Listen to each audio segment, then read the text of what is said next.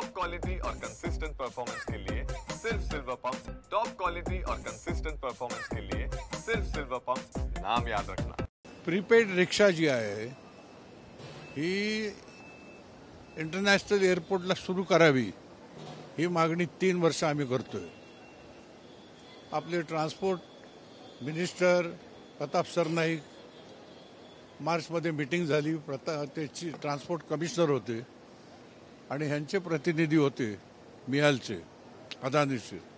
त्यांनी सांगितलं 1 जूनला सुरू करणार, म्हणून तो त्यांना विचारायला गेलो, म्हटलं तुम्हाला ते 1 जून जवळ आलेलं आहे, तुम्ही कधी सुरू करताय? तुमची लॉजिस्टिक पार्किंग लागणार, तिथे लॉबी लागणार, तुमचं टेबल लागणार, सिस्टीम काय ती लागणार, ते सगळे विचारायला गेलो होतो। ते बोले जैसे हम लोगों ने वादा किया वैसे 1 जून से हम लोग शुरू करेंगे। अरे इसका मतलब प्रीपेड रिक्शा की ज़रूरत, उसके लिए वो लोग पूरी तैयारी कर रहे हैं, उसने आश्वासन दिया। दूसरी बात, ये जो पूरा माहौल जो है रिक्शा वाले का, रिक्शा वाल्यांचा सगळा जो कारभार आहे त्या कारभारावरती नियंत्रण ठेवण्यासाठी, कंट्रोल ठेवण्यासाठी तुम्हाला एजन्सी लागणार। हॅपी टू हेल्प ही रिक्षा संघटनेची एक अशी संस्था आहे की रिक्षामध्ये ट्रॅव्हल करणारे जे कॉम्युटर्स आहेत त्यांना काय अडचण आली, फॅमिलीला आली, तर ती संस्था मदत करते आणि त्याच संस्थेने इकडे तुमच्याकडे हे काम करण्याची जबाबदारी मागितलेली आहे। ह्याच्यामध्ये कमर्शियली हा विषय नाही आहे, पण तुम्हाला जसं कमिशन पाहिजे मिहालला, RTOला जसं नियंत्रण करून प्रवासी आपल्या घरी सुखरूप पोचले पाहिजेत पोलीस डिपार्टमेंटला, तसं ह्या रिक्षावाल्यांबरोबर सुद्धा त्या ठिकाणी व्यवस्थित कारभार करून त्यांनी प्रवाशांना व्यवस्थित रेटमध्ये सुखरूप घरी पोचवलं पाहिजे।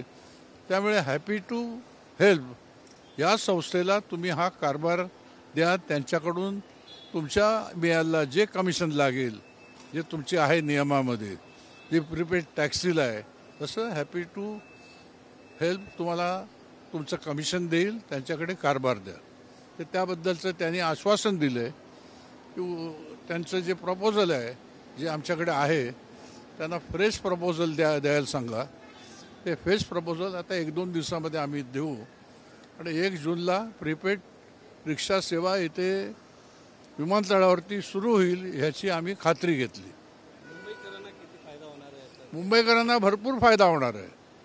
मुंबईकरांना म्हणजे मी मगाशी बोललो की आता विमान प्रवास जो आहे तो विमान प्रवास सर्वसाधारण नागरिकसुद्धा करतात, गाडीच पाहिजे। आता याच्या अगोदर कसं होतं, विमानतळांनी प्रवास करणारा माणूस त्याची गाडी असायची, तो गाडीने यायचा, गाडीने जायचा।